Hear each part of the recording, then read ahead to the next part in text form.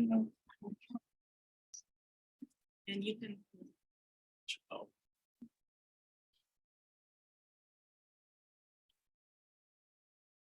Okay, we're recording now.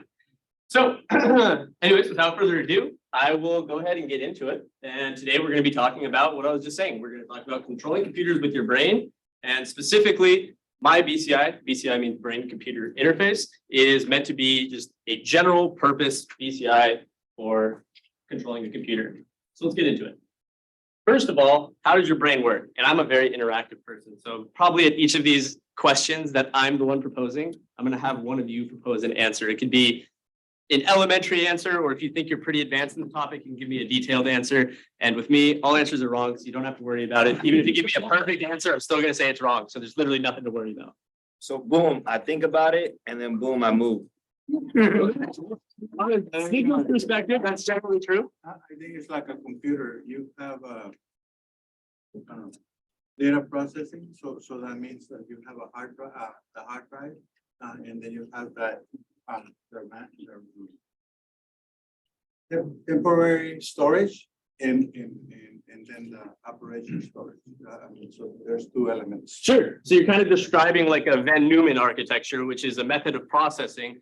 Brains very similarly have some similar type of architecture, and even lower level, both brains and computers run on like the same type of power, generally speaking. Your brain is like the power source. It sends messages through nerves within your body to tell you how. So my brain is telling my hand, oh, you're moving this now. You're hitting the table. You're moving this. Sure. And that is even breaking it down further. And then how is your brain telling your hand to move? That's the kind of like black magic of it, right? Like, I think it's narrow. Like could be. yeah. And how are neurons communicating? So close. Right on the edge. I have not taken a science. I only have one word. Sure. Nerves.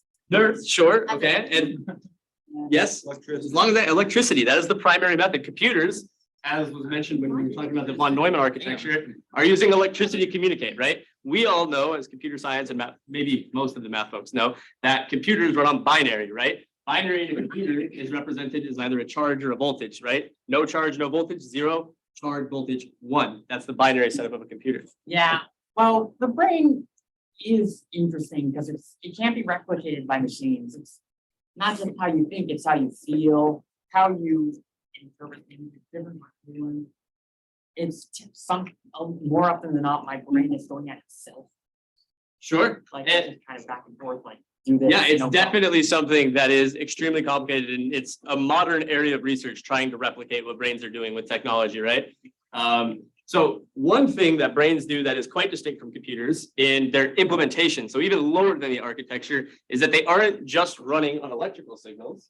And you said nerves and neurons, that's totally right. Your brain works by having, your brain is basically just a gigantic mesh of these neurons, which are a type of cell in your body, and their primary job is to transmit signals, electrical and chemical signals.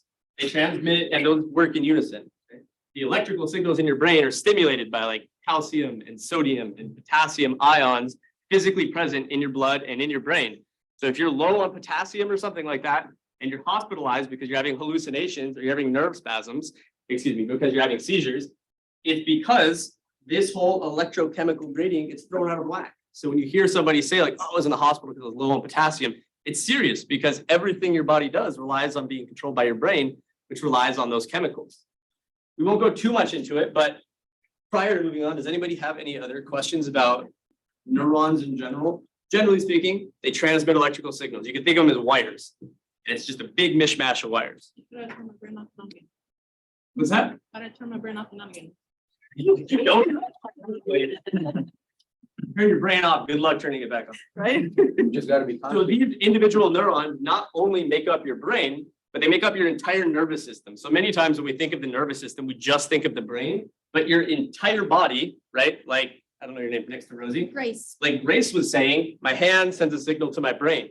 That's because somewhere in her brain, there's a thing called the M1 motor cortex up here, and it generates through some decision network in the brain, similar to either like a neural network or even a binary decision tree in computing, a method of sending an electrical signal down to the hand.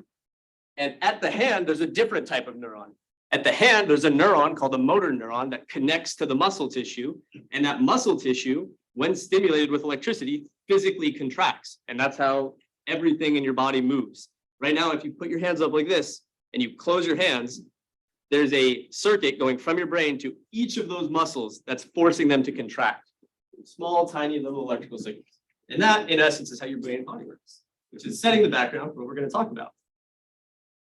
How can we measure brain activity is a totally different question, right? How your brain works, that's fine and dandy. You can tell that to a caveman, but how do we actually measure brain activity? Has anybody seen anything, any types of brain measuring devices? Yeah, there's like brain cap type things I've seen where it's all these wires coming out of it. Yeah, very much so. Like these guys, right? Yeah. Like that's what you're describing. Yeah, so this particular one is called an EEG, and we'll talk about that in a minute. Has anybody maybe gone to the hospital and had something An MRI? Is so that close? So an MRI typically implies full body. It's magnetic resonance imaging. There's a type of that called MEG for brain activity, and we'll talk about that too. So that is one. And it's so close. If you said MRI, it's like one letter more. Well, I was just thinking of electrodes, that those wires are electrodes, and those then signal to the computer. Yeah, absolutely. So if we're talking about electrical signals on the scalp, that's EEG. So the third word I was looking for, and we'll talk about all three of these briefly at least, is fMRI.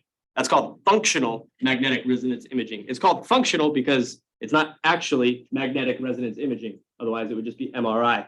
So it's functional in the sense that they use some other technology to do the same thing that MRI would do, and they can get a picture of the brain. So let's look at a couple of these examples. All of them were named, I think. So the first one here is fMRI. Typically, when you think of fMRI, you probably think of one of these gigantic machines. You go in, this tube spins at a very rapid rate. It takes advantage of different resonant frequencies of magnetic systems to basically estimate different regions of the brain's blood flow, is what it does. So your brain works on these electrical signals. All throughout your brain is this giant mishmash. If anybody here has taken circuits 2, or sorry, excuse me, MiraCosta. Physics 2. If you've taken physics 2, you've learned that electricity and magnetism are two sides of the same coin, right? Anytime you have an electric signal, you have a matching or complement magnetic signal. So those electric signals in the brain can be matched, or excuse me, can be visualized by just looking at the magnetic patterns about your brain. Usually they're these giant machines. There is a company that's visited our club at UCLA a couple of times called Kernel, and they make these little headset ones that use near-infrared spectroscopy to form a functional magnetic resonance image. So it is moving towards everything being mobile and small because companies want to be able to make and sell these BCI devices. And to do that, they have to be mobile, small, and affordable.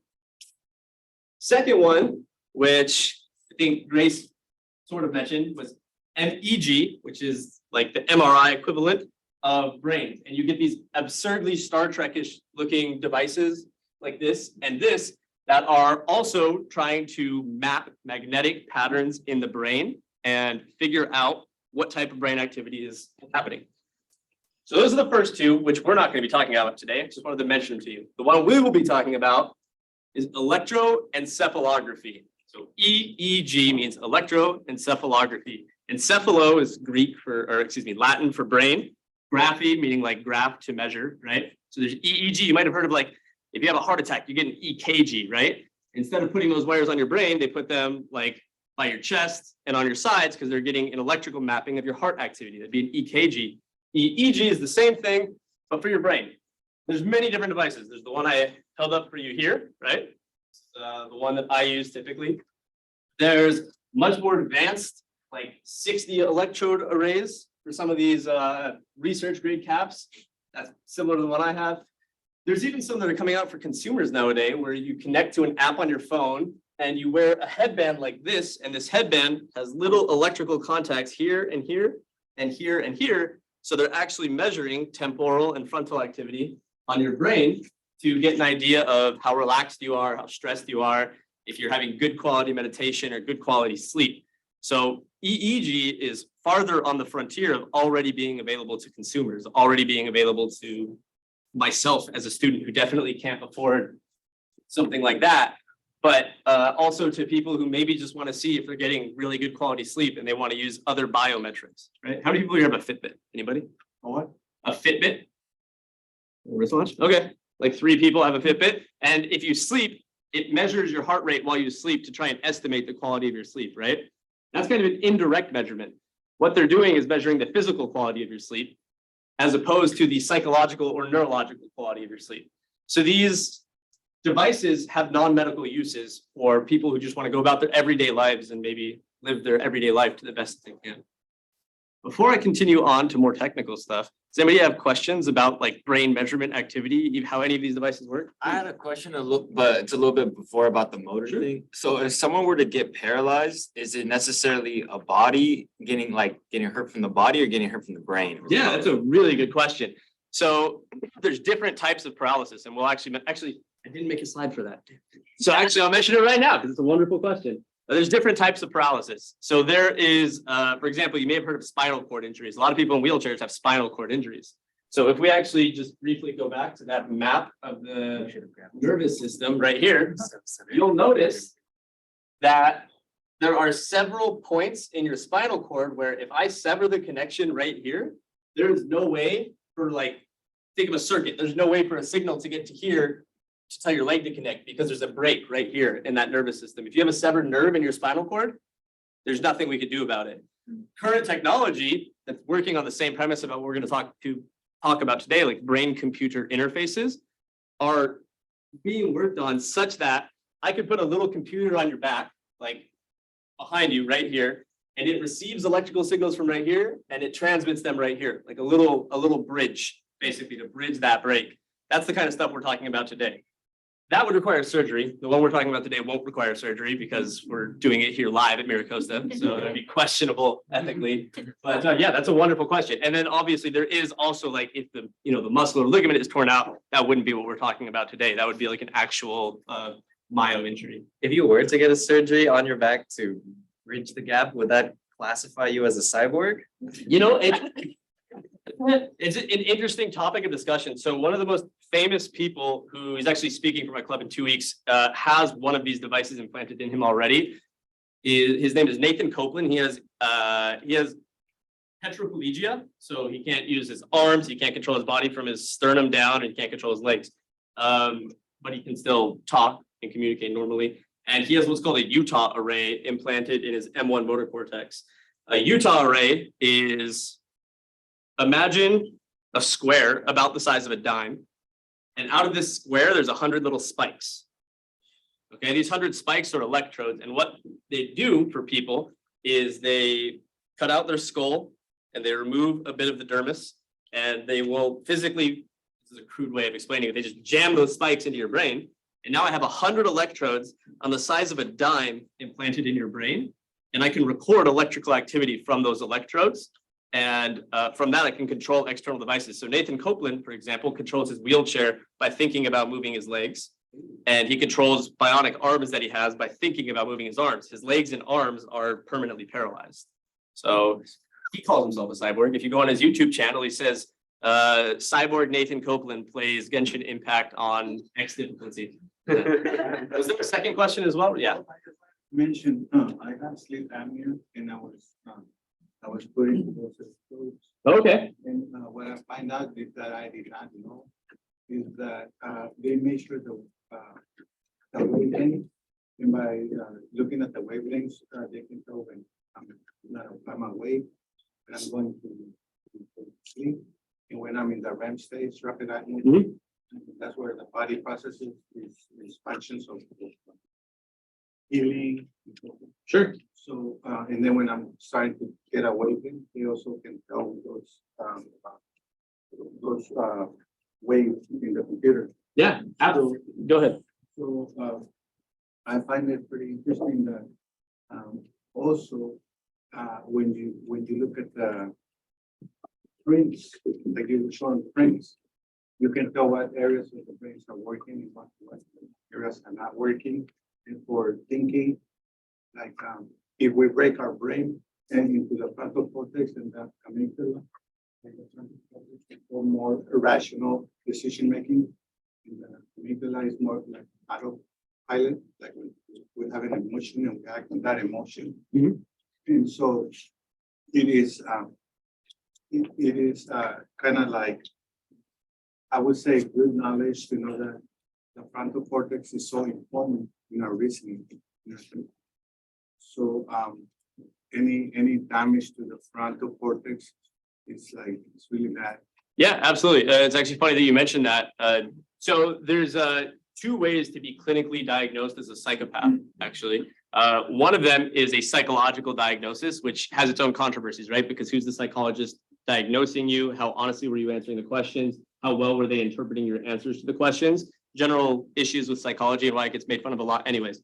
However, you can also have a neurological diagnosis of psychopathy. And the way it's actually diagnosed is by putting one of these brain measurement devices on a subject and showing them things that should elicit inhibitory actions. So for example, I'll give you like a arguably unethical way to elicit such a reaction. If you show them pictures randomly, and then you surprise them by suddenly showing them a picture of a truck facing them and play like a racing car sound, so they think they're going to get hit by a truck, a non-psychopathic person would think I should get out of the way immediately, and their prefrontal cortex would say you need to inhibit your current action of remaining here.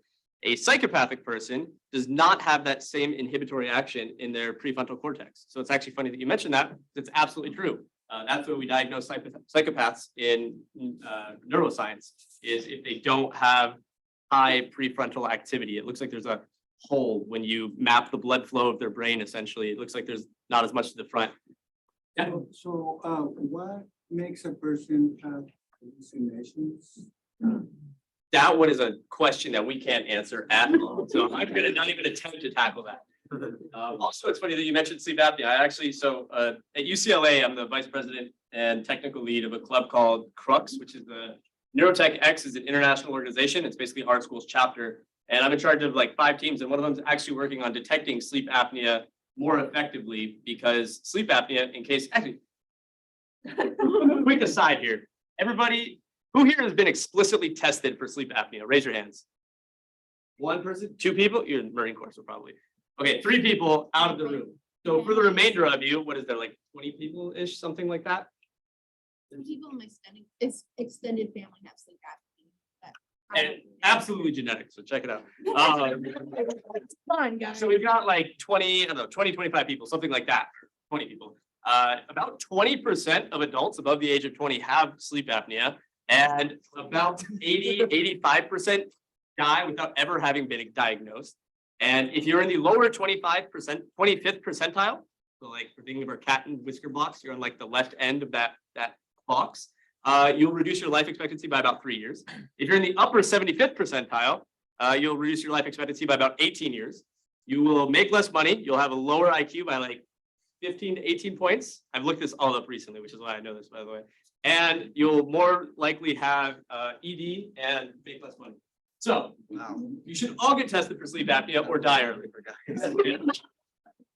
Some ways that you can recognize. You cannot recognize sleep apnea yourself. 90% of people who end up being diagnosed for sleep apnea because a partner tells them. So you need to be explicitly tested for it. They'll put a mask on your face and then you'll find out that way. But yeah, you literally have less IQ points and money. I'm gonna hold off for more questions. Also, this is an aside, but a fun one that I'm very passionate about. Sleep apnea kills people. Get tested for sleep apnea, people. You're at the age where you develop it. Yeah. I just wanted to mention really briefly, what happens with sleep apnea is that the heart stops for some seconds. In my case, it stops like for 8 seconds during the night. So the heart does stop and rest, but sometimes it rests a little too long. Sure. Yeah, so it kills people. Get tested. You're all at the age where you'll start developing it. Okay, so how can we measure brain activity? Oh, we went over this. So EEG is where we're at. And so we're going to talk a little bit more about EEG specifically. So with a funny cap like this, these are electrodes being placed all over your brain, okay? Electrodes, you could think of as just meaning wires. That's really all it means. Electrode technically means the end point of a wire and the point of contact, but that's all they are. There's nothing special about this. There's no circuitry on this. There's no powered electronics of any kind. These are just wires that connect to your head in very specific spots. The reason they connect to very specific spots is there's a large database of research and a large literature corpus that can tell us like, hey, this specific area has this particular activity when a person does X, Y, Z. And then we can start to design devices around that repeatable behavior. So what you're seeing here is 1, 2, 3, 4, 5, 6, 7, 8. So an 8-channel EEG, much like this one, which means there's 8 wires on the person's head measuring potentials.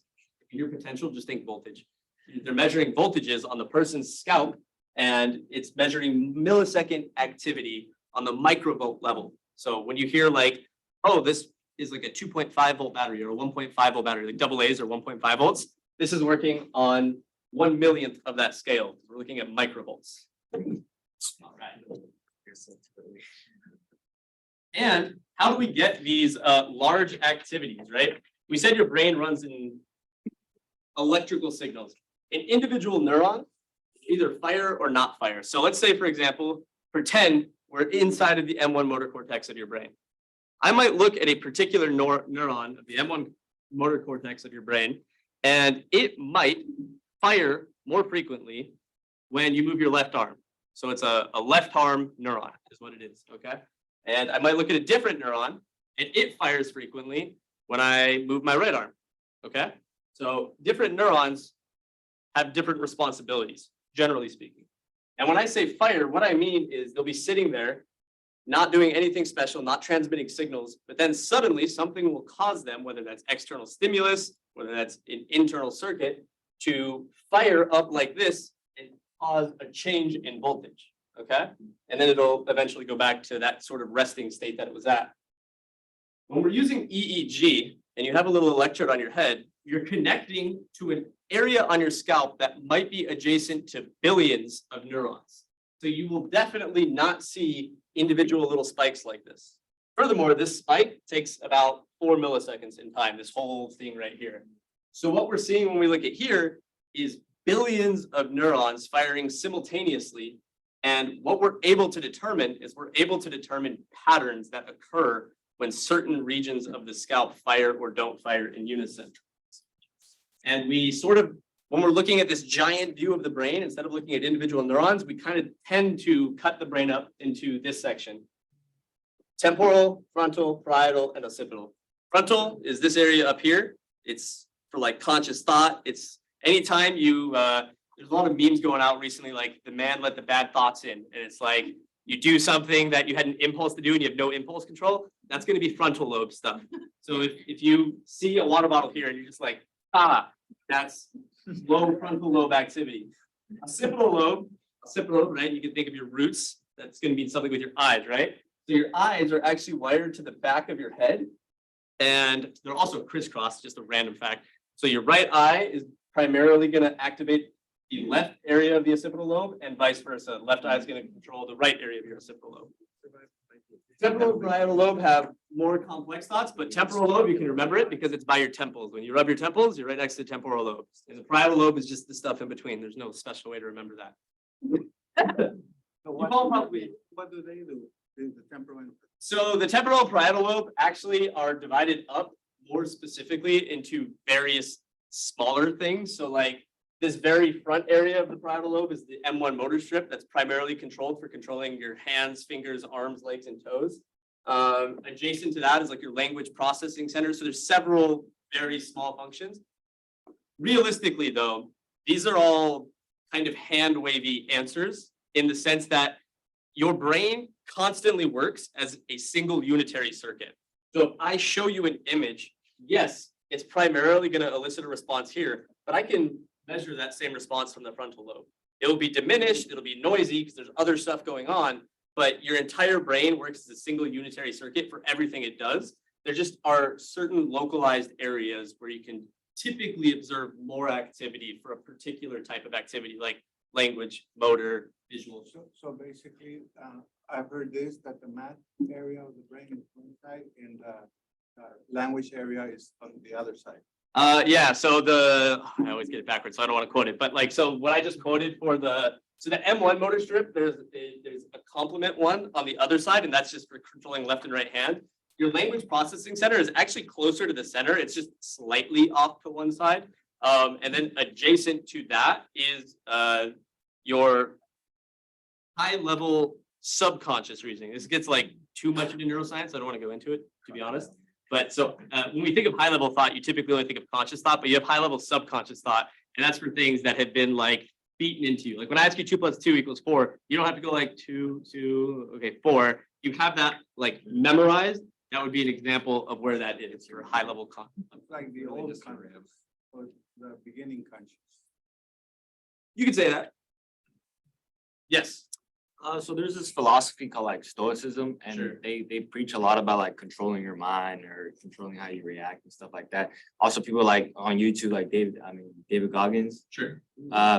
So is there such thing as controlling your brain, or such thing as like controlling your brain? And if so, like what part of the Yeah, so Stoicism is basically the philosophy of hindering your emotional response to things. So that's like we were mentioning earlier, that's when we say prefrontal cortex, that means like the outer region of your brain towards the front typically. And that's all about inhibiting response. So like you touch cold water, you want to be like, take it out, right? The only way to not just take it out, like if you did that to an animal, right? If an animal put it in there, an animal has a very underdeveloped prefrontal cortex. It's not going to have like discipline. It doesn't know the philosophy of Stoicism. And it's like, I'm going to do this because it's going to benefit me in some other way. It's going to be like, fuck that, it's cold. And it's going to rip its hand out, right? Yeah.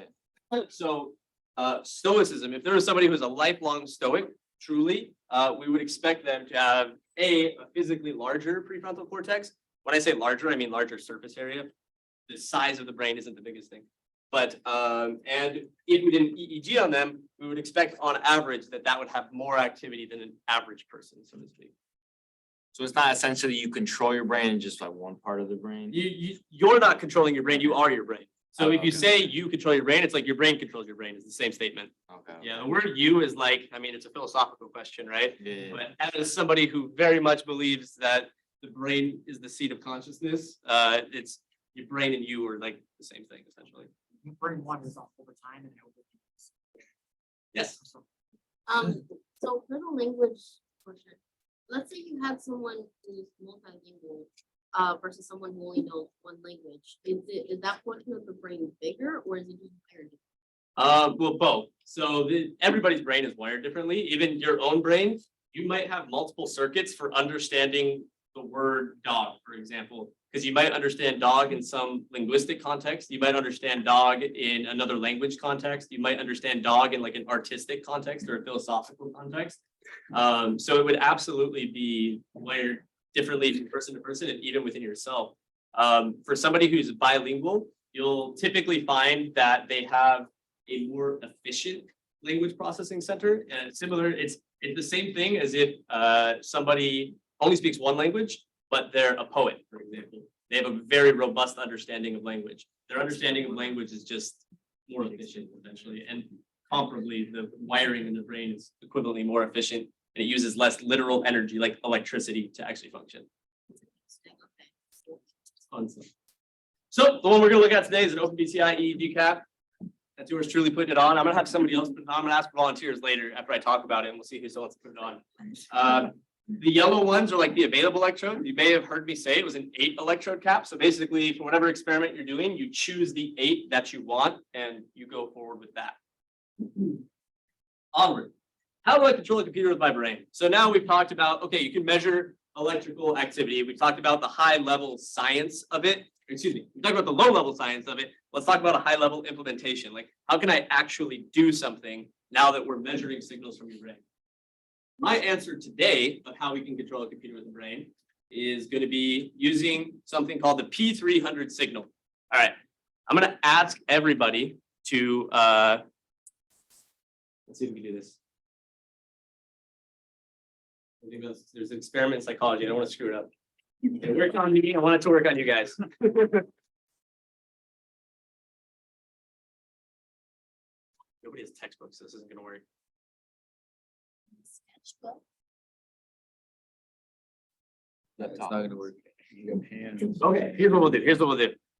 I'm gonna say red, and when I say red, you'll clap as quickly as you can. Okay, can everybody do that? This might not work, but we're gonna try it, okay? I'm gonna try and do it like on beat, so like expect the beat, okay? It's not gonna be fast, because I have no tempo. Okay. Red, red, red, red, red, red, blue. Yeah, so that was an example of operant conditioning, right? So that was rapid operant conditioning, right? You've all heard of Pavlov's bell, okay? I'm sorry for Pavloving you guys. I apologize for those of you who clapped. It sounded like a majority. I had my eyes closed. I don't know. What it was is your brain had an unexpected response, and some of you were able to respond to it rapidly, and some of you weren't, right? So I was saying red, and your brain was expecting red. When I said blue, that was an unexpected, spontaneous response, and that elicited somewhere in your brain a P300 signal. Now, what I'm going to talk about today is a visual P300 elicitation. And what that means is instead of me saying the word red, I'm showing you a screen and it's statically black.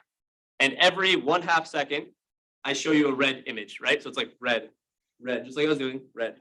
But then all of a sudden it's blue and you weren't expecting that. Your brain's like, what the hell? When your brain is saying, what the hell? This is how your brain says, what the hell? It's called a P300 response. It's called an oddball response. It can also be for things that you're not expecting at all. So say you're sitting at a red light and you're staring at it and you're staring at it and it's sitting there waiting red. You don't know exactly when it's going to turn green, right? When it does turn green, P300 response in your brain. Okay, so that's all the P300 is. It's a specific signal that has a specific shape on average that we're able to detect if we can force you to see something unexpected. Is everybody vaguely on board with that? Are we okay? We're going to start making a brain-computer interface based off of this signal. The other stuff here, the N1 and N2, are just for any type of spontaneous visual input, whether it's unexpected or not. So for example, in that experiment, when I show you red, every time I show you a red and those lights physically, excuse me, those photons physically hit your eyeballs, I'll see this N1 and N2, these deflections. Deflection just means downward spike for that. However, on the one where I show you a blue card all of a sudden, I'll still see the N1 and N2 because it's still exciting your eyeballs, but because it's unexpected, I'll also see this big P300 inflection. Inflection means up. Okay. Everything else is predicated off of this. Does anybody have any questions about this one? Yeah, so it's not necessarily is it bothering you because, does it bother you seeing a different color or just something unexpected? It's not that it's bothering you, it's just unexpected. So it's an oddball. Like when I was saying red, people weren't bothered, hopefully, when I said blue. Maybe they were bothered when they got laughed at a little bit. But it's just that it was unexpected. It's not what your brain was anticipating. Okay, so I have told you that there's a thing called the P300, and I've kind of explained to you how we can elicit it. So how do we actually detect that mathematically, and how does it control a computer for us? So there's a thing called the P300 paradigm, and it's typically used for people with paralysis or conditions like ALS, other types of motor neuron disease. Who knows what ALS is? That's a big one that we deal with in our field. Like Stephen Hawking. Who knows who Stephen Hawking is? He had ALS. Remember how he had to talk through a computer because he was physically unable to move his lips or arms around? It is the same thing as Lou Gehrig's disease. Yeah. It's a type of lateral sclerosis that is motor neuron disease, which means your motor neurons, for whatever reason, just start dying. So your brain works fine because your other neurons work fine. But remember, I told you there's a special type of neuron that attaches to muscle tissue. And when electrical signals hit it, it causes the muscle tissue to contract. That's a motor neuron. People with ALS, they have all their other neurons, but their motor neurons start dying for some reason. That's why they can't move their arms. And ultimately, they typically pass away because the motor neurons that contract their heart, your heart is a muscle, right, will eventually also diminish. And literally, if your heart can't pump blood, you're unable to live. Also, most people don't know that if you have ALS, you're usually expected to live less than 1 year. Everybody thinks of Stephen Hawking, and he lived 40 years. Stephen Hawking holds the record for human beings with ALS. No human being lived as long with ALS as Stephen Hawking did. He lived like 48 years after diagnosis with ALS. So it's quite an order of magnitude difference from what's typical. P300. Say I have paralysis and I'm unable to type the letter T on a keyboard, right? So what I can do is show somebody with paralysis this keyboard. They look at the letter T, and what I do is spontaneously at some set frequency flash these rows or columns of characters, just like a more intense flash. So you can imagine if you're looking at the letter T and it's usually this low intensity, it's not bright, and all of a sudden it flashes, that was something unexpected because you don't know exactly when it was going to flash. It's not like it goes this row, this row, this row, this row. It's bouncing around randomly. Okay. So when that T flashes, that's an unexpected response. So what are we going to see in your brain? We're going to see a P300 in your brain. So then what I can do on the software end, right, as a computer science engineer, I could say, okay, I just flashed A, B, C, D, E, and F. I flashed row number 1. I did not see a P300. Translate that for me. What does that mean? You were expecting it to jump. So I'm the computer scientist now. I'm not the subject. So I flashed row 1 and I used math and I did not see a P300. What does that tell me about the subject in like plain language? That means that their focus wasn't on that line. Exactly. That means that they were not looking at A, B, C, D, or F. I now flash row 4. I make these brighter. And suddenly I see a P300. What does that mean on the same token? It means that you were looking at something like that. I was looking at something in this row, right? So then I do the same thing, but for the columns. If I flash this column and I don't see a P300, oh, he probably wasn't looking at that. If I flash this column and I see a P300, oh, he was probably looking at that. And now I say, if it's this row and this column, what character was the subject looking at? T. That's the entire logic of it. That's the base logic of a P300 system. There's different versions of it where instead of like a keyboard like this, you have different boxes and it like zooms into the box. There's negative versions where you're expecting your character to go blank, but your character is the only one that stays up for a particular example. And then instead of flashing rows and columns, you can flash random groups of characters and use the exact same logic that we just used, right? Oh, if it was in this group and this group, the only character that was in both was this character, right? So that is the premise of the paradigm that we're going to use to control a computer. Does anybody have any questions about that? You guys are killing it. This is why you're all involved in math and computer science club. You just get it. One more. Ours, however, doesn't look boring. These all look boring as shit, like from the 1990s. And that's because neuroscientists are not physicists or programmers or mathematicians. So they make very weak programs. We're going to make a much fancier program that just looks like a regular QWERTY keyboard. And we're obviously not going to take advantage of like a row column thing because a QWERTY keyboard, it doesn't have a way to conveniently flash rows columns in a way that makes sense. And so we're going to flash symbols that will excite a response in the subject. And since we're working primarily with college subjects, we're going to flash League of Legends icons because it's going to be a face that they recognize. And something I didn't tell you earlier is if you see a face that you recognize, that is also going to elicit a P300 response because you weren't expecting to see that face in that instant, right?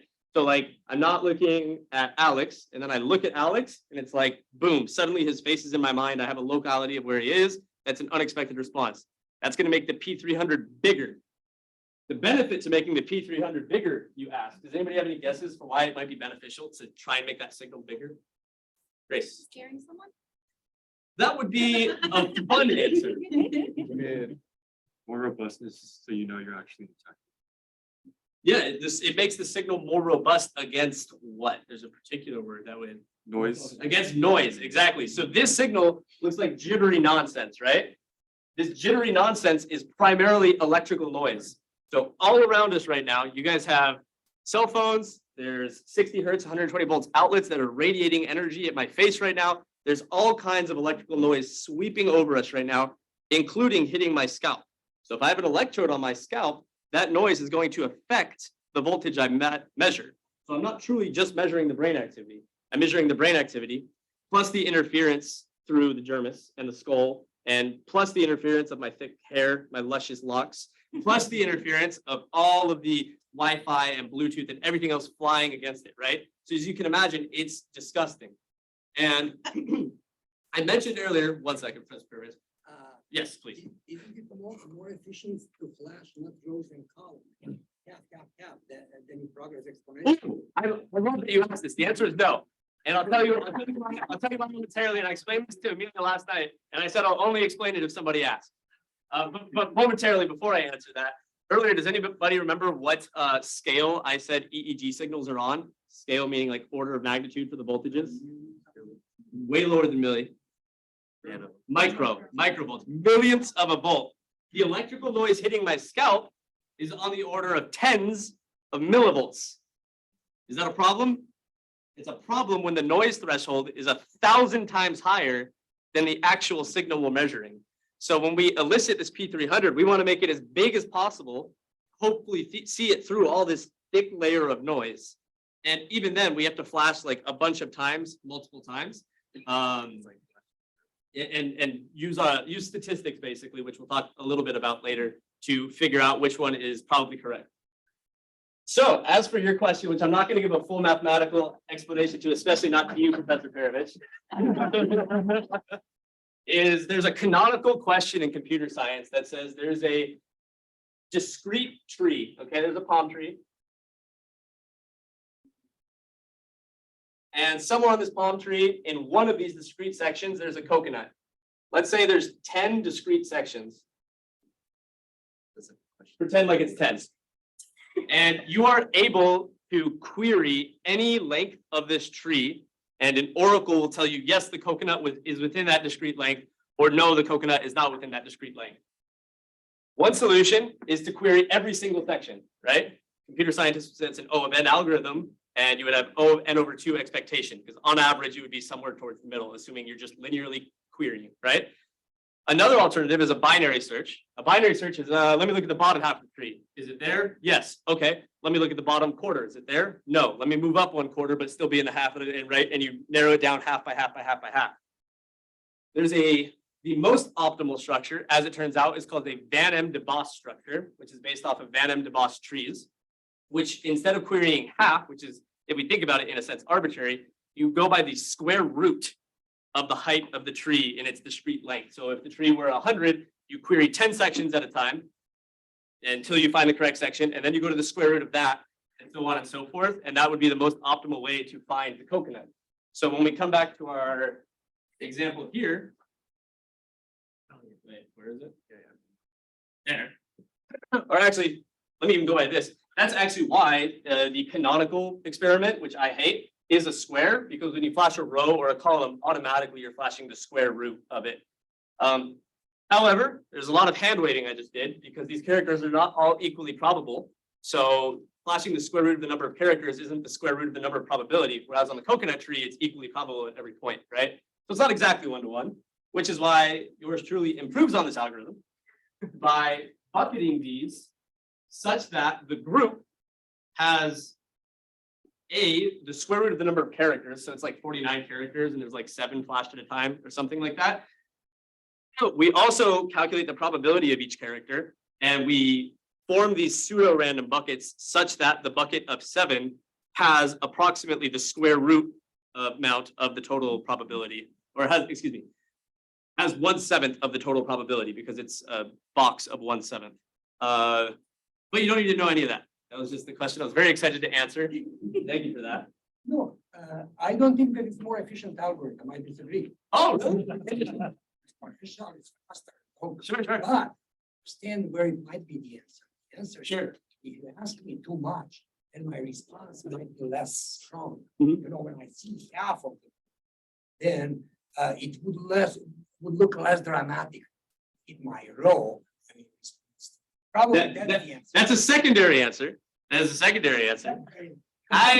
First one is more efficient, I guarantee you. We can have a debate about this, because so the expectation for the binary search tree ends up being log of n, but when you do it Van M. de Bos square root structure, it ends up being log of the log, because you're taking advantage of the substructure of the tree itself.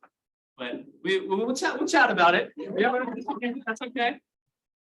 We just won't talk about math when we do it, because then I'll win. So, yes, this is the paradigm. We're also using an older version of ChatGPT. This was before ChatGPT was cool, okay? This is using GPT Neo, which is a knockoff of GPT 2, which is 2 GPTs old, to guess basically what the next letter should be and offers some word prediction. That's where these word predictions are coming from. So it reads the sentence, it says JE, it's like, oh, the next word is probably one of these, right? And it's also affecting the probability of each of these letters. So right now it's probably pretty easy to hit, like W, maybe R is pretty easy to hit, because these characters have higher probabilities. Anyways. So. Oh, so there's two different ways to control a computer, right? What do you guys use when you control a computer? Not a little computer in your hands, but an actual desktop computer. Keyboard, mouse. Keyboard and mouse. This is Or do you UIO? the keyboard, pseudo keyboard, whatever. And this is how we're going to do the mouse. We're going to have your monitor. Matter of fact, you can see it over there. And we'll attempt to do a demo later that will probably just light on fire and not work. You're going to have your monitor. And as you can see over here is the same monitor mirrored in the majority of the screen. And we flash over tiles of the screen. So you look at the tile that you want to click on, and that will be the thing that we're trying to determine. Instead of a particular letter, it's where are you looking on the screen, essentially. Does that make sense? You might ask, why don't we do this with eye tracking? Because we're measuring EEG, okay? You can use eye tracking in coordination with this to make it more robust, to make it faster. But the competitions that I submit this to certainly don't allow that, so. I don't think we need to go over this slide. We'll briefly go over it. So this is basically the system that is currently plugged in right here. We'll keep it super simple. Look up at the top left, your brain. The monitor is sending a GUI, that's the flashes, to your brain. Your brain is creating neural signals that get all messed up by your scalp and hair in the outside air. And that is going to send a signal to the cap itself, right? The cap, and we're going to skip some parts here, is going to send a signal to like a physical device that then pink, when you see pink, think the computer itself. So the cap is going to send a signal to the computer. We're going to do data processing in the computer. And then we're going to use that data processing to update the GUI, the flashing on the screen, right? Because if you click the letter T, we want to spell the letter T on the screen, for example. This isn't super important. This is in case somebody had specific questions, mainly, is why it exists. Okay. So we do need to talk a little bit about math because it's math club as well as computer science club. And I'd like to give you an idea, a little bit of the mathematical element of how the signal processing is working here. And unfortunately, that requires a small bit of knowledge of something called the cross correlation. Who here's taken Professor Perovich for DE? Has anybody here taken that? Right now. Yeah. Did you guys, have you gone over, or actually I'll ask you guys to see if you're paying attention to that. Have you guys gone over convolution yet? Today, in 1 hour. Well, I'm going to remind your understanding of convolution by instead talking about cross correlation. It's brother. So I'm going to give you a very hand wavy explanation of convolution. So let's say I have signal A and it looks like this. Okay. And I have signal B and it looks like this. We good to go? Okay. If I do A and I convolute it with B, or excuse me, not if I convolute it, if I cross correlate it, now I'm thinking of convolution. If I cross correlate it, this is all it is. It's taking these signals and multiplying them together at each comparable point. I take this point and I multiply this. This is 0, this is 0. So what is A convoluted B at this exact point? 0. 0, okay. But we have to add up every point. So this is 0 times 0. What is this? Okay. This is non-zero times 0. What is this? 0. 0, okay. And then we get over here non-zero, or excuse me, non-zero times 0. What is this? 0. Now add all those up. What do you get? 0. 0. So that means that the 0 point is 0, right? Now what I do, here's the part, the only part that's going to be complicated, hopefully for this whole presentation, is I shift B over, okay? We can imagine as I shift B over a little bit, it's still 0, still 0, still 0, right? But at some point, let's say maybe here-ish, B will be, which had a different color. Yeah. We'll say I have shifted B this much. So it's right about to start overlapping, right? We can imagine that there will be a non-zero number times a non-zero number. What's that going to be? Non-zero number, right? So we can imagine that this is going to start increasing from 0. At some point, they're going to be totally overlapped, right? Like this. If they're totally overlapped, it's going to be at the highest point that it could possibly be at. And then they're going to start not overlapping again. And it's going to go back down to 0. Okay. So there, we've talked about convolution, which is very hand wavy in the way that we've done it. This is the convolution of two very simple, excuse me, I keep saying convolution. This is the cross correlation of two very simple functions, right? Just rectangular pulses. The convolution just means you flip it before you do that, by the way. Little trick for you guys for an hour from now. Yeah, but we're calculating areas, not signals, areas, because otherwise it will stay the same at one. For sure. Say again? Wait, no, what is it? You are calculating the areas. Area is increasing. Because signal 1 times 1 is 1. It will be horizontal. Area grows, and that's why you get that triangle. Yes. Yes. So, I didn't, yes, definitely correct. So, there's two things we care about. The cross correlation, which is this thing. The cross correlation is this whole function, right? We get a triangle because of the overlapping of these rectangles, right? There's a second thing called the correlation coefficient, and all that is the cross correlation at 0, okay? You with me on that? So the correlation coefficient between A and B is 0. What does that tell us? Does anybody have an intuition for what that tells us? Because this is the crux of how this signal processing works. Any guesses even? Yes, I love guesses. The signals are at different spots, basically, like they're not Yeah. lined up with each other. Okay, how about this? What if they were, because for my example, that would be a correct observation. So in this case, the signals are at different spots. There's something else about them, right? Yeah, one's negative. It's like a different shape, basically, right? Matter of fact, over here, when we have a high point, right? This highest point is when A looks like this and B looks like this, right? What can you say about A and B? They're like fully overlapping each other. They're highly similar. In fact, in this case, in this made up case, they're entirely similar. So that's why we have some kind of a maximum right here. So the correlation coefficient basically tells us how similar signals look. Right here, these guys look 0 degrees similar because they're not the same. Right here, they would be very similar because they're identical. Okay? Does that vaguely make sense? That's literally the hardest part of the math you need to understand, and I've skipped enough of it to make Professor Perovich probably cringe in the back. But the entirety of making the system work hinges solely on this piece of math right here, and then some statistics. So what we do to control the computer is we take a bunch of trials. What's your name? Chris. Chris.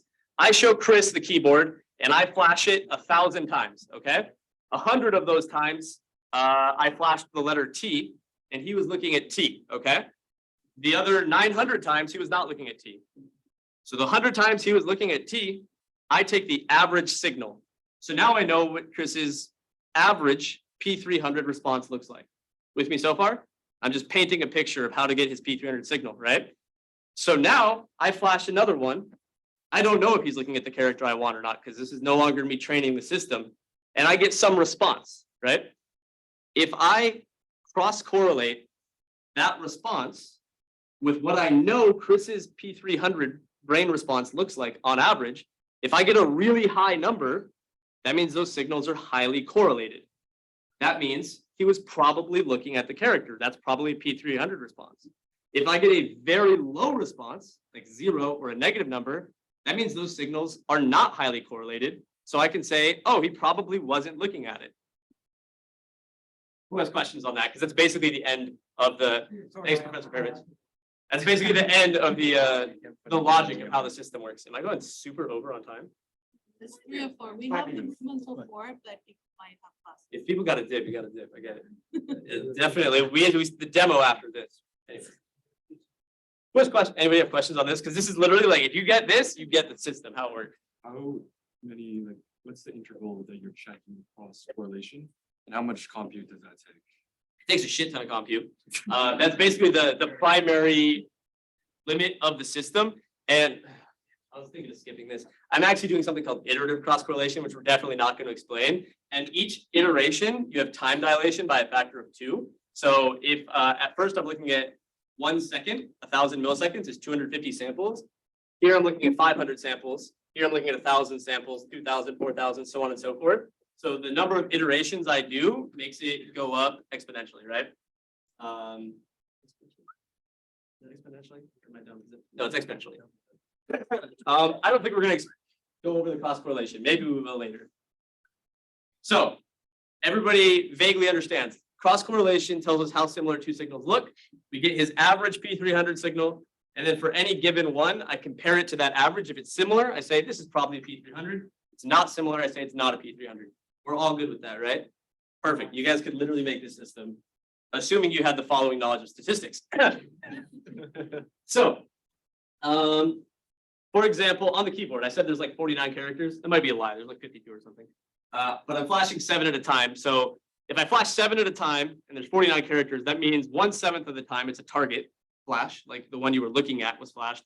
And the other 6 out of 7 times it was not a target. It's there was no P300 response. That makes sense, right?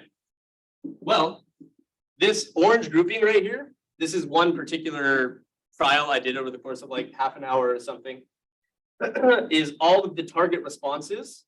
And this blue grouping is the non-targets. So at the orange one, this is, I flashed the letter T and I told him, look at the letter T. The blue one is I said, look at the letter T, but I flashed R, Q, whatever, not T. Good? These are the first central correlation coefficients. What do you notice about the target distribution? What can somebody describe to me, other than the fact that it's smaller, obviously? What can you tell me about this target distribution versus non-target distribution? It's a little bit translated to the right. Yeah, absolutely. As a matter of fact, the mean of this is 56. That means that number, when we calculate it, the number that's circled, that central cross-correlation coefficient, the mean is 56, almost 0.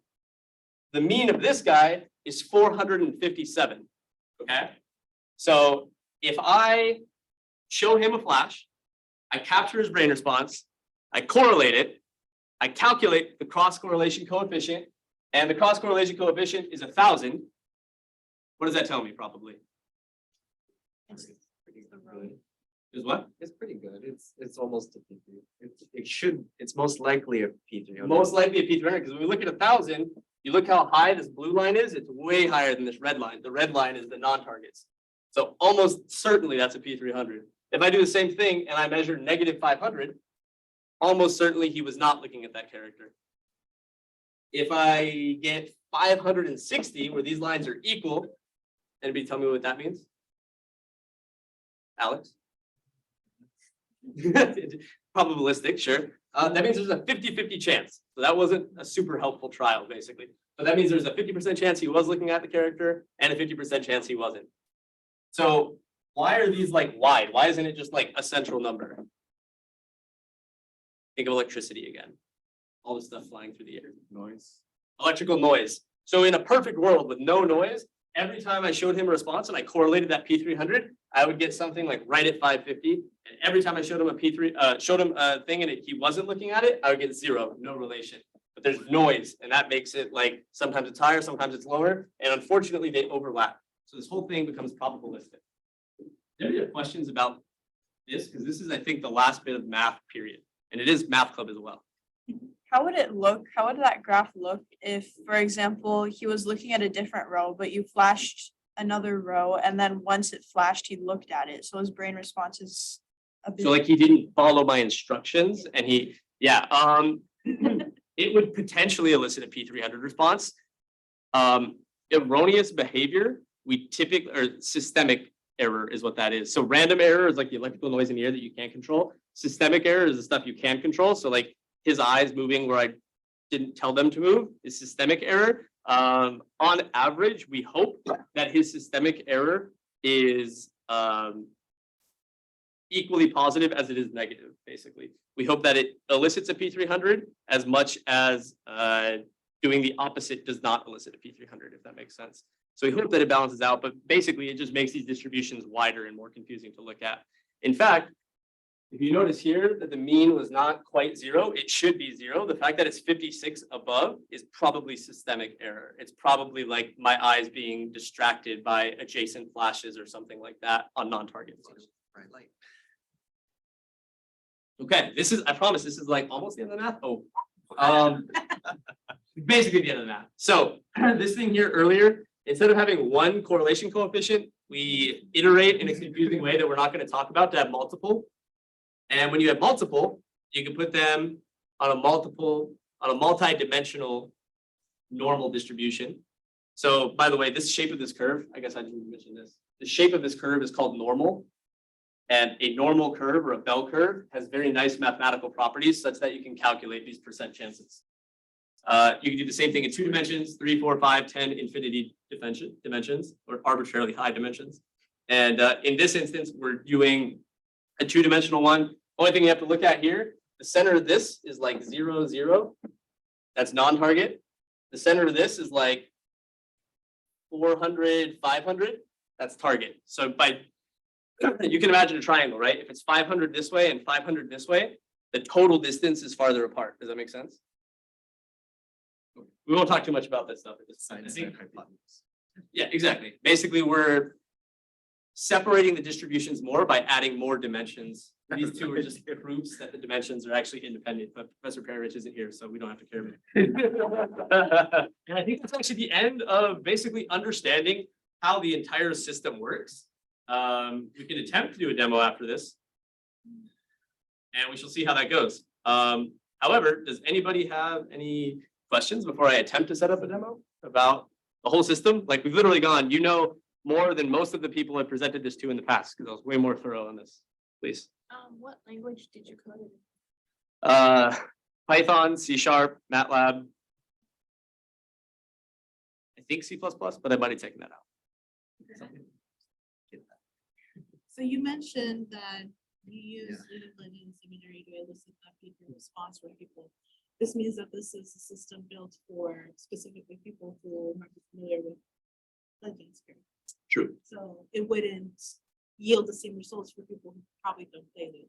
It would yield a working result, but you're correct. It would not yield the same result because there is an enhancement of the P300 if you're familiar with the face. So if I showed this to any of your grandparents, they probably would not recognize like NAR or Ash or Timo. That would probably just be like an arbitrary color to them. However, even flashing a color is something that will elicit that response. Yes. Is this similar to how lie detector tests work? Like the brain responses? Yes and no. So a typical polygraph test is using like sweat and heart rate and looking for aberrations that would indicate a higher percent chance of lying.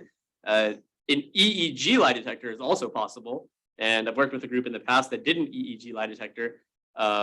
It's different from this, but it's still possible to use EEG to get a percent chance that somebody's lying. It's always hard to set that type of experiment up, which is why polygraphs are very controversial, is because any scientific experiment you do, it's like, how do you ethically incentivize people to meaningfully lie? And the answer is you cannot, essentially. Because if to incentivize people to truly want to lie, you have to basically have like an unethical punishment. Reward is insufficient for some people to be incentivized to lie. Anyways, that's totally random. I only know that because I was working on the EEG lie detector. It's very annoying. Did I see a hand over here? Chilling. Okay.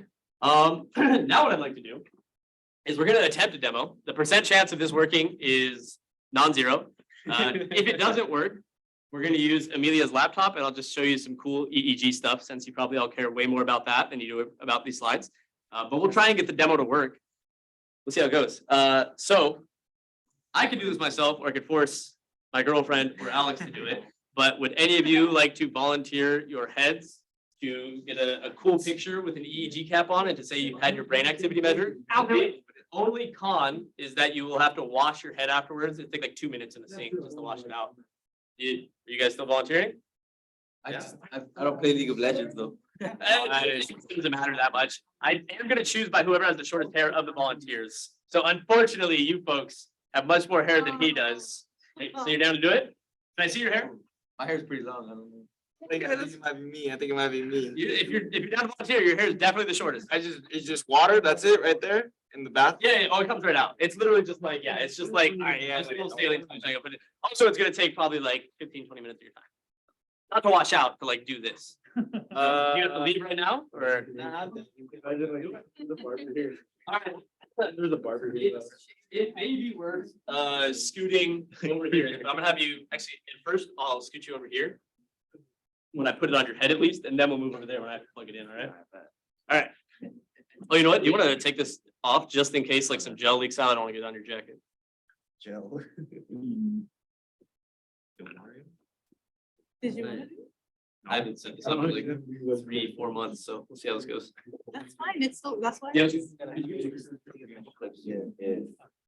Just for, it's just so your hair. Oh, it's right here. It still works. Hey, y'all subscribe to my YouTube channel, Mario Jr. Just get some of the excess gel out. I loaned this out to various teams and they don't clean it as thoroughly as I'd like, so. Just to save Mario's hair, a little bit of extra gel. Just kind of gotta.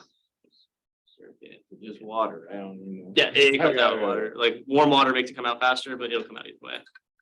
Just right over the sink, it'll come out. All right, so what we're gonna do, what's up? Should put anime.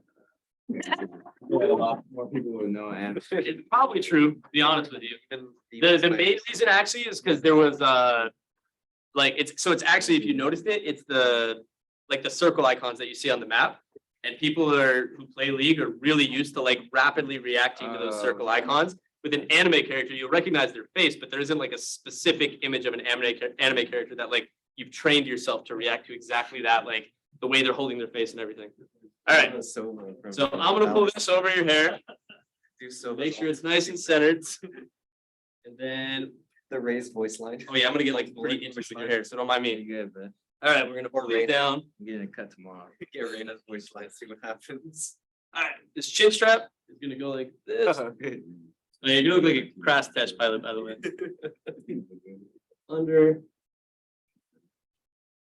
Undo this for your chin. Don't mind me just touching all over your face. Yeah.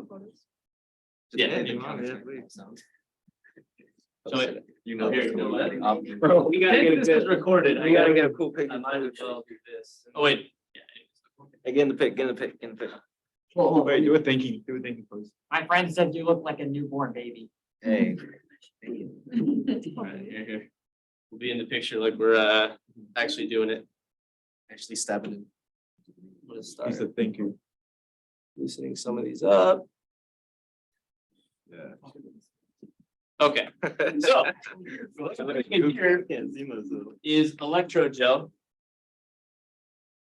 The reason we put electrode gel in his scalp is it lowers the resistance between the electrode and his scalp. It makes it less susceptible to electrical noise, and it makes it to where we get better quality signals, because again, we're working with like tiny millivolt signals here.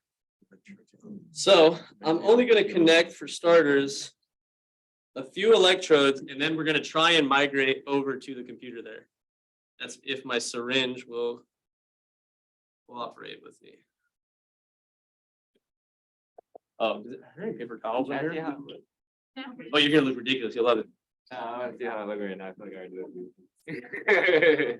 I'm just gonna wait for paper towels before I start doing this. Oh, you give me a needle. It's just gel in here. It's a super thick needle. It's like that thick around. Oh. It'd be better if they're dry. That, honestly, that'll work. It's mainly just so I make sure I don't like drip on his shirt or something. I got extra napkins. Okay, if she's getting more, it's more helpful. Okay, so I'm only gonna connect a few electrodes to start. I'm connecting the reference electrode. Oh yeah, it's gonna like scratch your head a little bit. Don't mind that. You might feel a shock, but Yeah. it'll feel a little bit cool, and it'll feel very intimate is the word I'll use to be appropriate on your scalp. You enjoy it, bro. And I wiggle it around basically to try and get the hair out of the way of the electrode. I'm really getting shocked right now, guys. I'm kidding, I'm kidding. She said.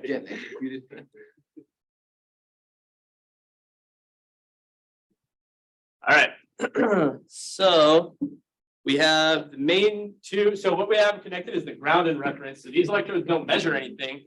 They just, if you think of a circuit, right? Draw a circuit, you have a positive and a negative end. Basically, I just connected the negative end. So every other point on his head will be the positive end of 8 different circuits. And that's what we're gonna do now. So here, you wanna stand up? And you're like connected to me, so just too far away. And you can pop down his computer. People might want to move to sit closer over here. You don't like the trick. Yeah, no, pull up closer. Amelia and Alex. Wait.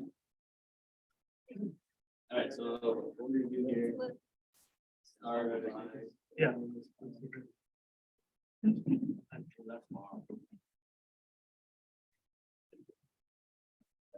You don't. Might need them now. It's like.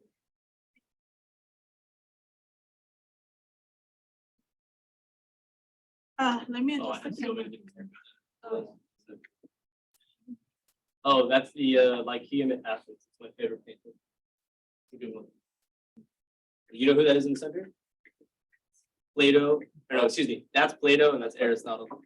It's a good painting, good painting. Good taste, man, good taste. All right, we're waiting for a program to load that doesn't want to load right now. Run as that, run as that. Into the matrix, y'all.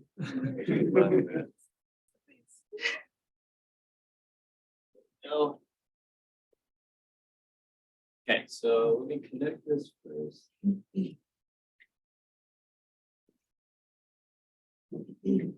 All right, once I connect you, you're not gonna have as much freedom to move around because you're gonna be like, literally, your brain will be physically connected to the computer. Damn, So you okay. can't- It's not working. Would you have in the laptop? I thought you Do you mind if I place it right here? Oh, there he is. Sure. Mirovic is back.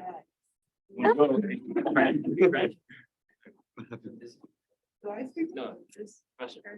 Okay. Mirovic is on. Mirovic is on Zoom. Okay. So I'm gonna, Right, looks good.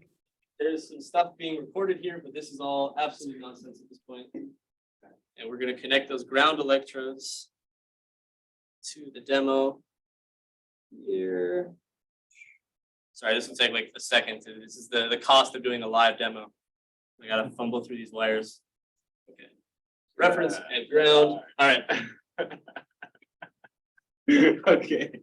Okay, so reference.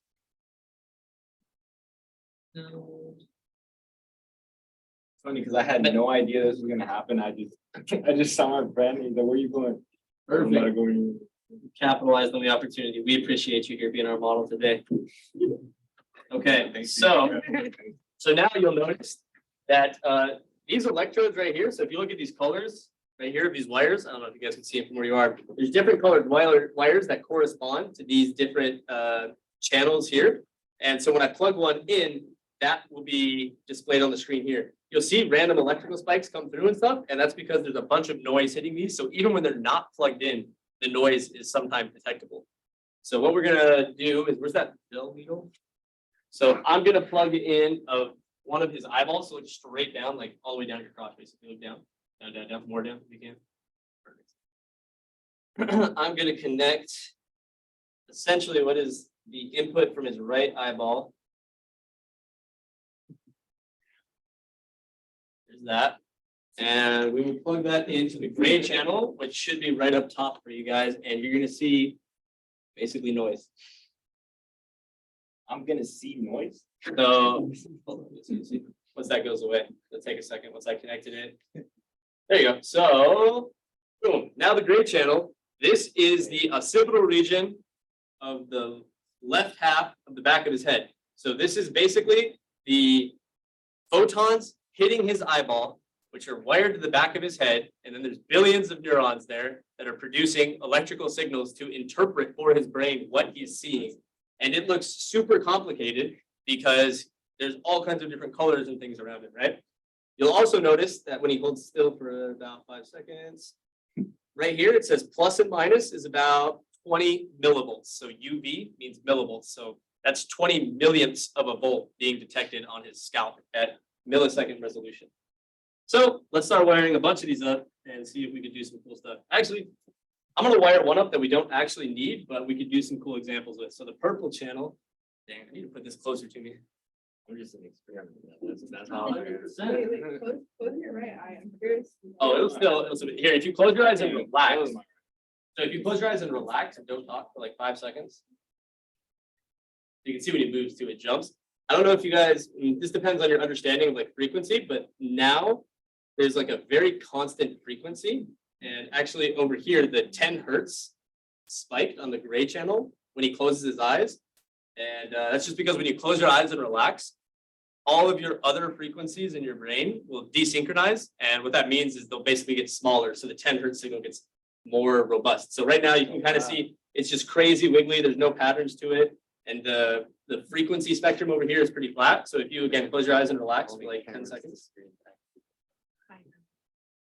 Now the frequency is becoming very constant. But unfortunately, if he looks at it, it's like a trade-off. You can either look at it or it can happen. All right. So anyways, I'm going to plug in one up here as temporal lobe, which we don't actually need, but I can show you some interesting stuff with it.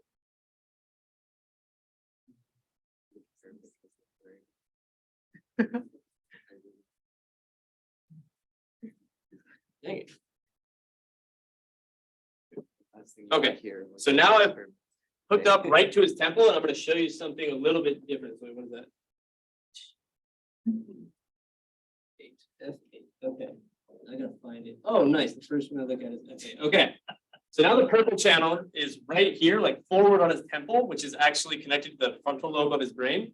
But there's something really interesting. So look forward, relax as much as you can, and I'm gonna have you sit still for like 5 seconds so the signal settles and relaxes.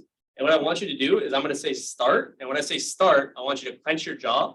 And when I say stop, I want you to stop clenching your jaw. I'm going to say it several times, okay? Start. Stop. Start. Stop. Ooh, he's alive. So right there, it said plus or minus about 200 millivolts. So that signal is way larger. Can anybody tell me why that's way larger than like the 20 millivolts we're normally looking at? It's moving. And what happens when he's moving? Like, so he's clenching his teeth is what's making that huge spike that we can see with our eyeball. We don't need any math to see this. So there's electrical signals. Yeah, and so the electrical signals that are clenching the muscles by the sides of his head are motor neurons. So that is a power signal. So instead of just transmitting information, it's actually using electricity to physically clench his like jaw, which is why we get a huge signal there. So instead of EEG, it's actually EMG, so electromyography, so it's detecting muscles. So if you just do it a couple times for the folks at home, clench your jaw, unclench, and you can look at it too. You can see these like very clear jaw clenches, and that's recording the electrical activity of your jaw muscles clenching your teeth right there. All right, so let's try and actually do this full demo. I got to connect you up here, so I'm going to unplug that one because we don't need that. Some extra gel for you to wash out. You are welcome. We will try and connect the correct ones now. And it's probably gonna take like, honestly, 5 minutes. So if you wanted to go like to the restroom or get a drink, now's probably the most optimal time, not for you, but for everyone else. And then if you want to look down for me again, great. Permission. Okay. Actively. That one.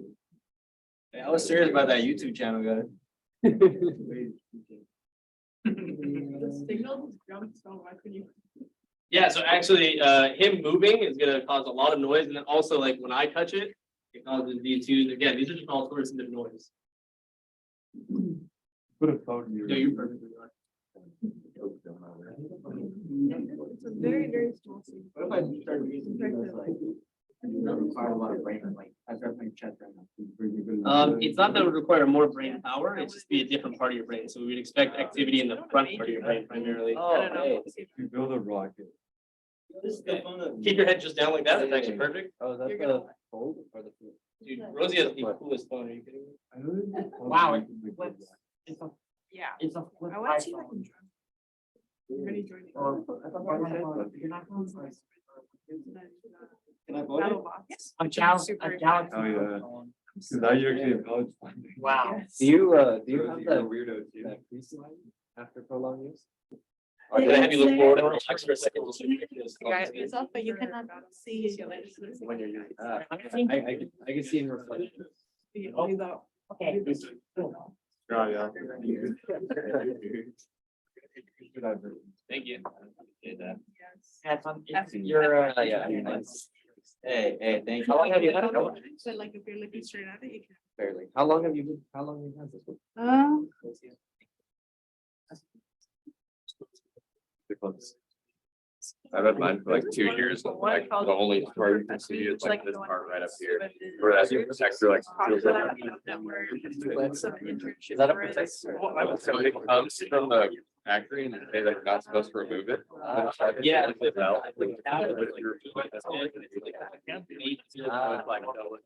Starts getting messed up, and if you remove it, it might like break the screen with it. The trade-off has to be that advanced. Oh. You don't. What would we do? I'm sure we do something.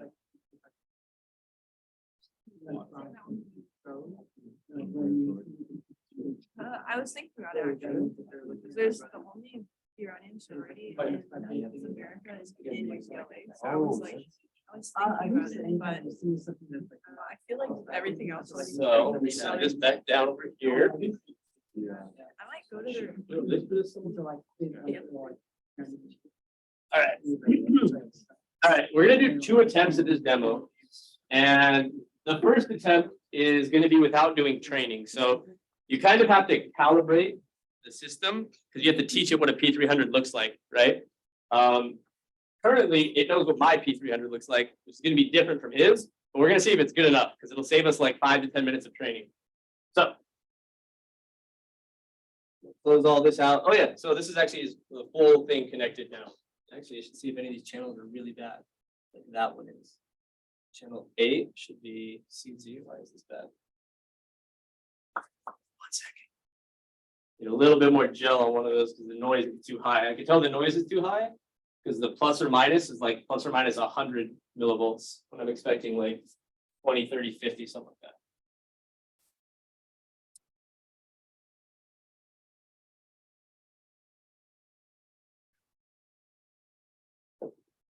This is so funny to me. Yeah. I know they didn't explain, but on the right, basically what I have pulled up is the frequency spectrum. So you probably haven't taken anything that taught you the Fourier transform, but basically any signal, so any like graph you've ever seen, can be represented in the time series like you're normally used to, which is just like this is what it was at this time, this time, this time.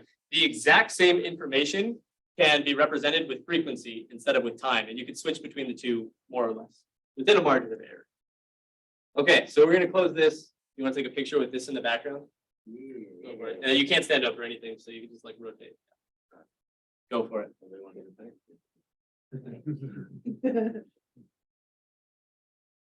Cool, cool. Okay.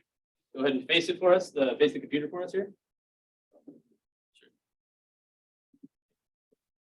Okay. Cool. Yeah, so yeah, 1 second.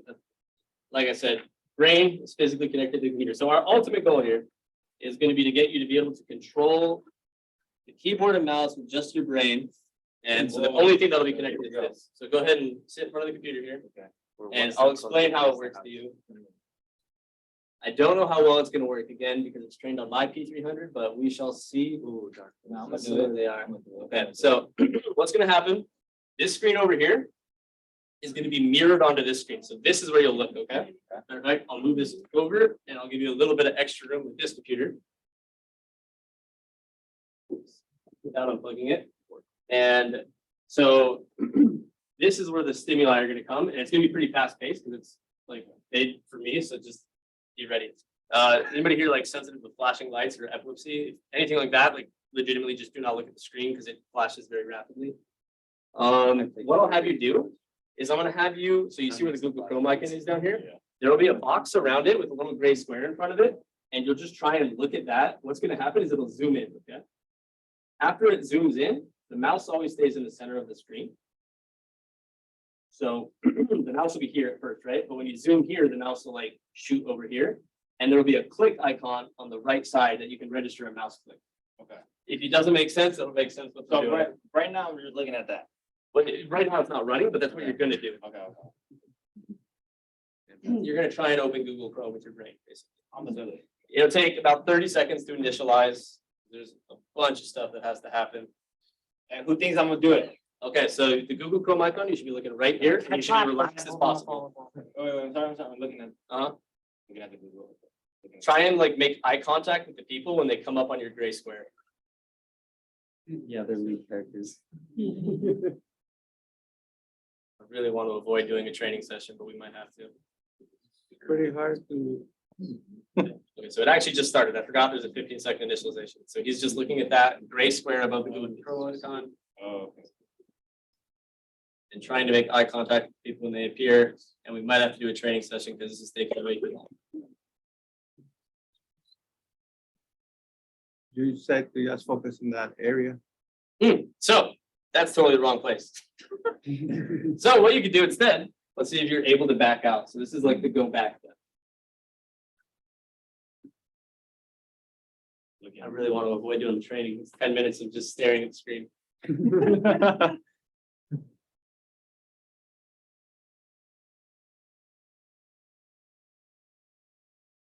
So when he finds the figure, it's gonna spike.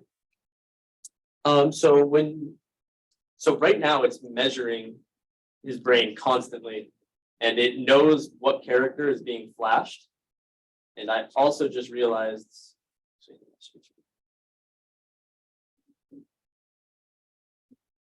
All right. Yeah, there's John all of them. So we're gonna do this. This ain't gonna happen. We're probably gonna have to do training. While he does the training, we can look at a video demo. Sorry, guys, training arc. Well, it's just because that means our brains are different. There's your evidence right there. Rosie, can you open GitHub on there and search P300 BCI Darren Vawter, something like that? My GitHub will come up and there's a couple videos at the top we can watch. P300 BCI Darren Vawter, something like that. So it's like my fault or what? Or you can just go into GitHub and search it. No, it's just because our brains literally have different shape P300s, so it's like not able to figure it out for you. Oh, I need to go into.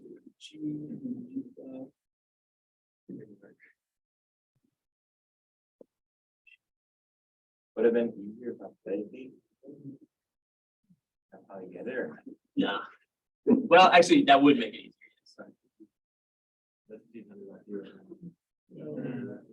I hope he's the correct one. So I'm deleting the training information.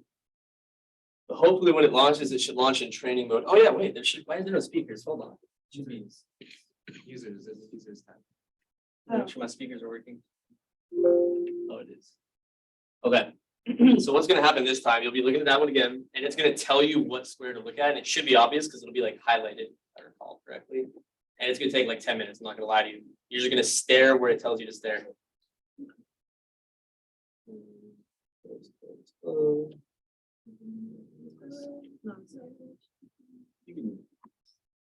Thanks. I don't want you holding it to 10 minutes. We got one shot. Maybe Alright, when I so have to then- focus my brain.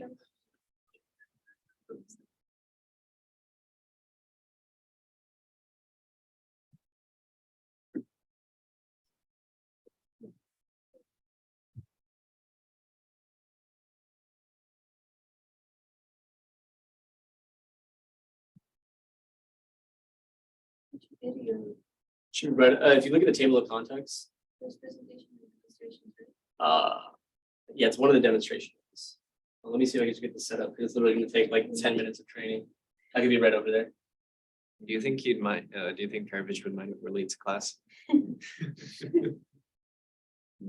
mean, you just explained your lessons. The opposite of your lesson. class.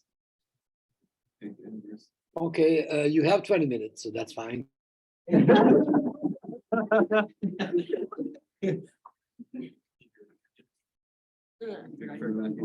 forgot. Oh, yeah, he's everywhere. That was in your head. It was in your head. We're not. No one else heard that but you. Yeah, it's mine. Can you open up the presentation and show me the data pipeline? Your business is I as believe just interesting. files, but I think just. You can bring in a pro, like. The you said, data the pipeline, ones yeah, that yeah. are So which files do I delete? Yeah, How- actually. I Sorry, definitely can't but bring you- mine in here. It's like in Dutch here. Hey, Jess. Oh, thank you. Yeah, like.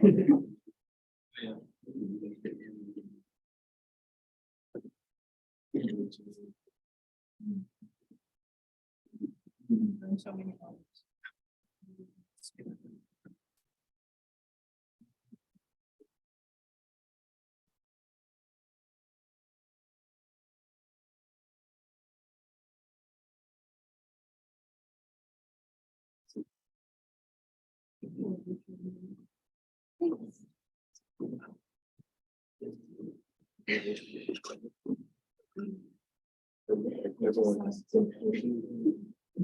Yeah, that would definitely. There's also this. It's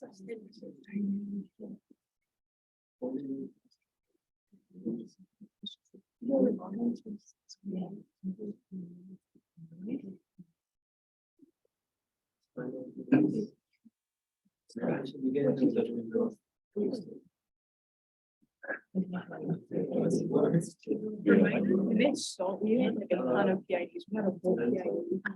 We didn't have like PIDs for everything. We had one. And then we ended up having like 3 days to test everything. So we ended up like using. Play that video. Yeah. So this video is video of how it's supposed to work. And it starts off in real time. So you can kind of see the speed of it. It's like a few seconds per click. And then it goes much faster when I play chess. I'll try and get you set up here.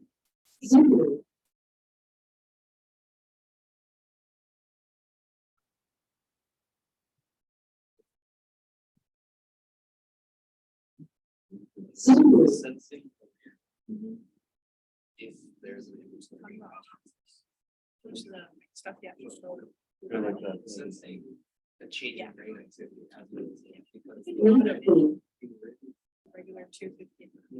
focusing on a particular when it pops up and there's a response, like the ability of response. There is something, a signal. Showing a video. Statistically correlated too. So now it's in fast forward, which is why thankfully it's not making noise. About that.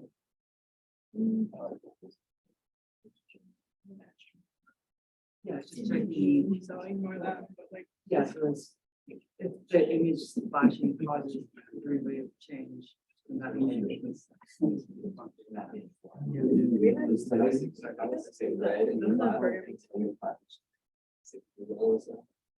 If you had a completely different design and then we tore it, it was really slow, and they didn't give us PID time, like I said, nothing worked. No, if I said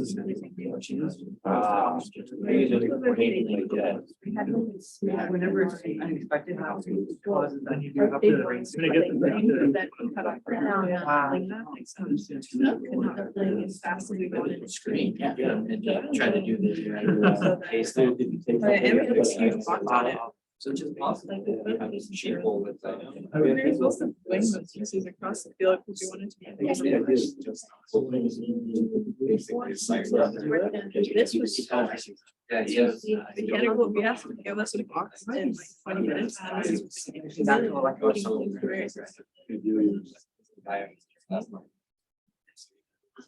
was I guess so.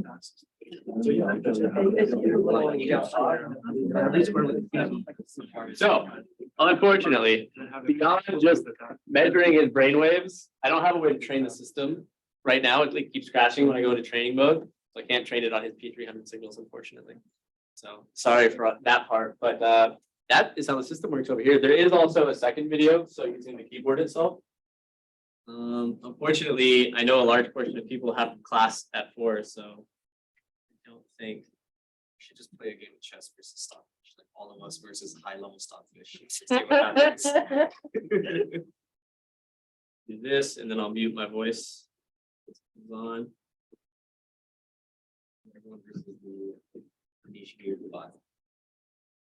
This is Darren Vawter. Okay.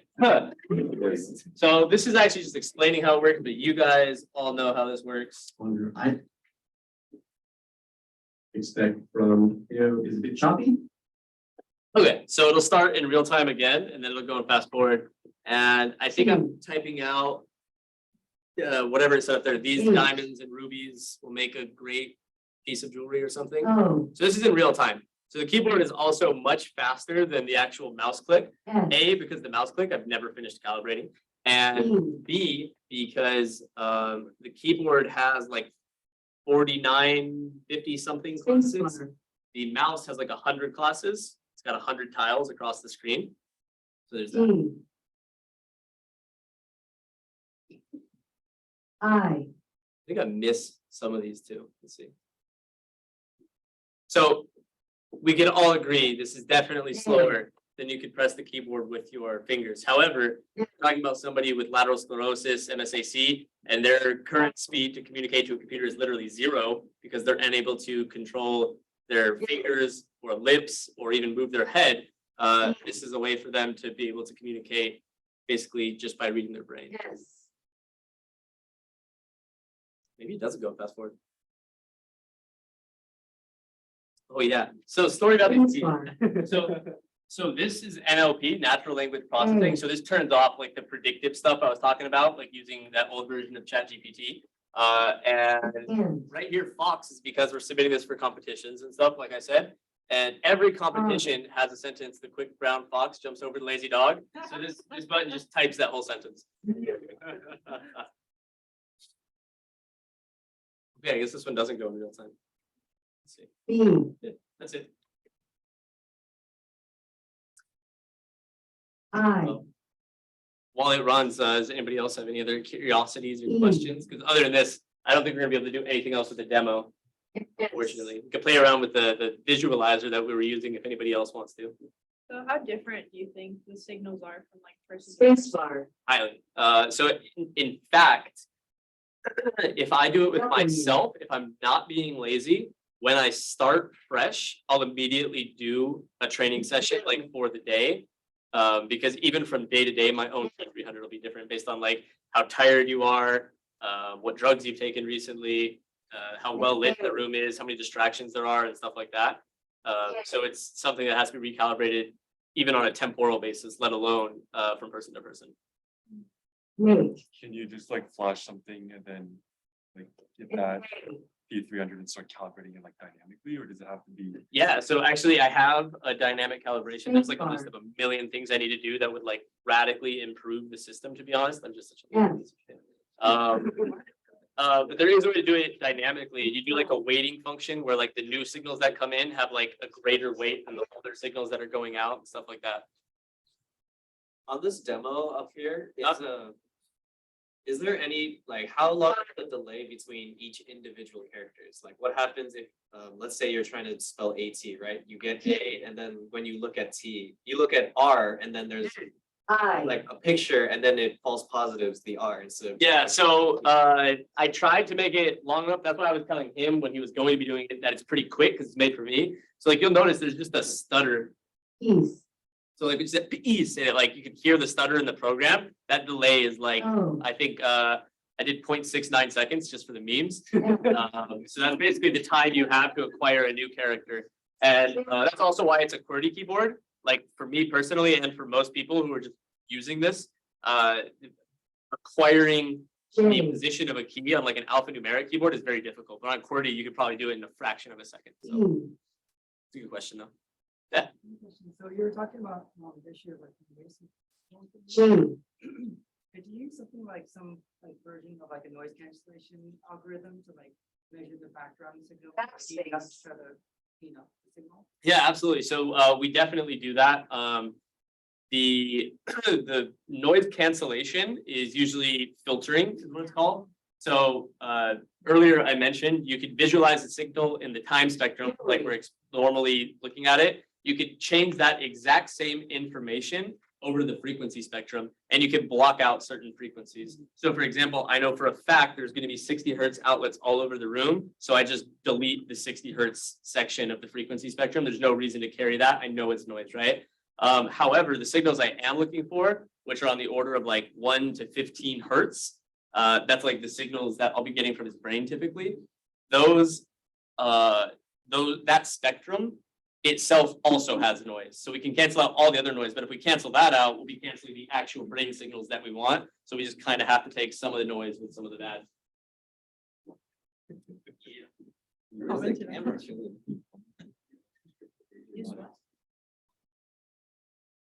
Yeah, I haven't ran this demo in months, so my ability to debug it unfortunately is not rapid at the moment. But yeah. So is this the field that you like wish to pursue a career in? If so, like what companies are you really looking at? So I want to work in the invasive space. So this is non-invasive, right? You just put the cap on, you didn't need surgery. I very much want to work on the surgical space, not performing the surgery, but designing the devices that are surgically inserted. So we currently, like, it kills me.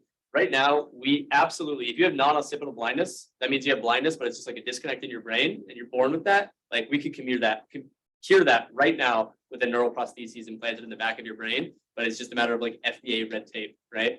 But like we've demonstrated with the monkey, like we'll do experiments. Matter of fact, let me just pull up Neuralink's videos. Sam's That's kind of what I want to do too. I have bad nerve damage in my right arm from my time in the military, so like it's really like connection for me. Yeah. Okay. That's a pretty big one. Oh, that's you, Tub. That was a risky type. That could have been really bad. It's okay, the firewall should catch it. Monkey Videos is like fine. Demo. No.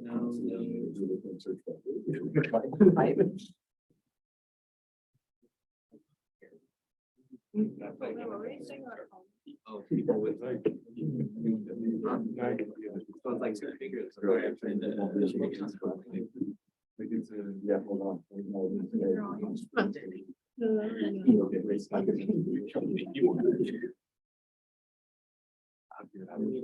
do not need a millionaire. You guys do want to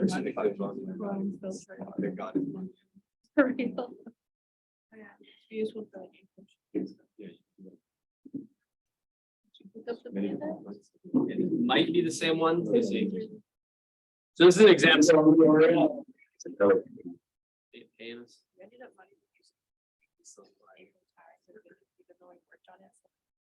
It's great. We didn't have time to test anything. So you gotta like do it and test each month. Except we had to get a mobile. and It took so long to build it. So we didn't just- I didn't-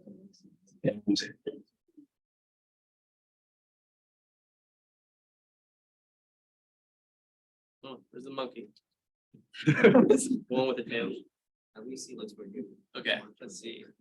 All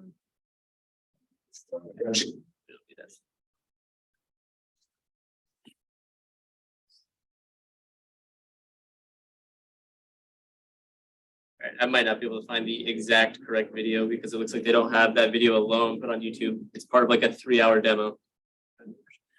Yeah. So right now they just have a monkey typing on the keyboard. Obviously, like they're telling it where to type, but then it's controlling the cursor with its brain. Of course, it's not physically touching anything. Whatchamacallit. But so the other experiment, which is what I was attempting to show, is basically they can condition the monkey. They'll like flash a white spot on the screen, and the monkey will touch it. And if he touches the white spot on the screen, then he gets like banana smoothie or whatever, right? So then what they'll do is they put this neural prosthesis in the occipital lobe of the macaque monkey's brain. And instead of actually flashing things in front of him, like he's looking at a black screen, they will stimulate his brain such that the monkey with his eyeballs sees a white flash that isn't actually there.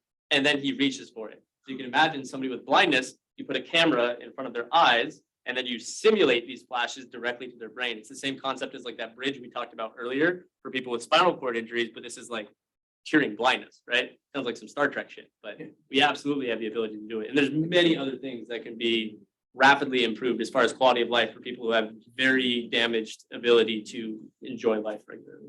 That'd be similar to like a cochlear implant. Where you can use to, like, hear- It will actually. So cochlear implant is absolutely an example of a neural prosthesis. However, it's like very easy to design, and it's had FDA approval for years and years and years. But it's yeah. It's like the actual signal thing is not just a lot easier to. Yes, also locationally performing surgery around here versus like any part of the cortex is much more difficult. Any other part of the cortex is much more difficult. Also, it's like a matter of the FDA deciding like where's the current risk of performing this particular surgery versus the reward. And the reward societally to giving blind children sight isn't as high as the risk of them potentially dying in surgery at the moment. right? So that's why a lot of people in the field, Neuralink included, but also Synchron, BlackRock Neurotech, lots of other big companies, a lot of their focus is on surgical robotics because they need to have like high precision surgery such that when they're constantly performing these surgeries, they're not murdering people like en masse, right? Other things though, I mean, again, we're talking about all the medical stuff, but I mean, you and I could have this exact conversation, but 1,000 times faster because we could communicate telepathically if we just had like, augmentary neuroprostheses as opposed to like reparatory neuroprostheses. That's where it really does get Star Trekky, but the science doesn't prevent us. So in the case of surgical implants, if we were to put it in younger bodies, would the growth of the brain cause us to have to go back and do surgery to replace it, or would the brain adapt to it? Yeah, that's a great question. So your brain does grow and you grow neurons, especially throughout like your young childhood years. Even as an adult, your brain changes slightly over time. And furthermore, even as an adult or a child, you'll grow like scar tissue around these if they're not like perfectly implanted. So for children, yeah, they would have to have either something that is so small that when it does grow, it doesn't inhibit growth in any way, or they'll have to have it like changed after 5-10 years or something like that. Yeah. Was there another question adjacent? No. I heard that one of the reasons why FDA didn't approve Neuralink was because of batteries that were inside of a chip. It was either for that or for a different. Yeah, they've had like 4 rejections so far, and they all kind of go through. I mean, it takes forever to get into human trials, to be fair for anyone. There's only 2 companies in the United States that have actual human trials. One of them is called BlackRock Neurotech, and they've had a guy who's had one in his brain since like, he's had it for like 14 years now. Nathan Copeland is the guy. Yeah. So Nathan Copeland has a Utah array, which is that like dime-sized square grid with 100 spikes on it. And so he has tetraplegia, he can't control his arms, nothing from the sternum down, legs, any of that. And this is actually a haptic feedback one. So this on his head, right, is only reading signals. A Utah array is input and output. So they actually, if I can fast forward to where, is this the wrong video? I mean, this is all cool, but there we go. This is the one that I thought we were clicking on. And we get that. Thank you, YouTube. So first thing that we were making signals. Since it's input and output, that means they can simulate input into his brain. So what they're doing here. So here he's saying index and middle, right? Because the guy is pushing on this robotic arm, and this has resistive servos that can tell where you're touching it, right? Like haptic feedback. And then it's sending a signal about which finger is being touched into his brain. So it feels to him like somebody is touching his forefinger and middle finger, despite the fact that clearly you can see his arms are paralyzed in front of him.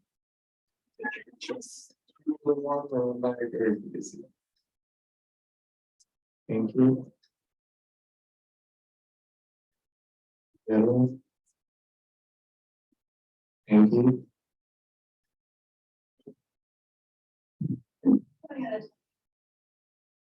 Reaching out stuff. So that is BlackRock Neurotech. They work with Utah Rays. I worked with some of their data that they put in macaque monkeys, and like you could very easily, like I did it as part of a class. It's easy to figure out like where a monkey wants to move its arms. Obviously, if you're talking about more complex stuff, it gets more or less difficult depending on the task you're talking about. The other really big one is Synchron. They also have FDA approval in the United States.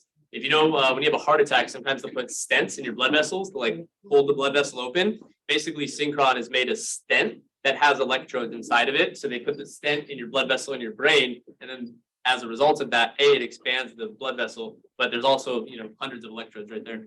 I think some of us have to leave for class. Absolutely, I think we both of you give Darren a round of applause, guys.